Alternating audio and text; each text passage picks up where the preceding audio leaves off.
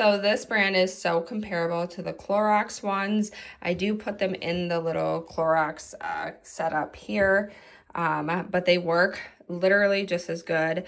This blue part here is the little soap right there, and then the scrub brush and scrub pad here. So I keep them in just like this, the bag, and then I'll take the handle or wand, and then I will put it in the bag and clip them on. I already pulled this one off, so obviously it's not gonna work as good, but you just clip them on just like that.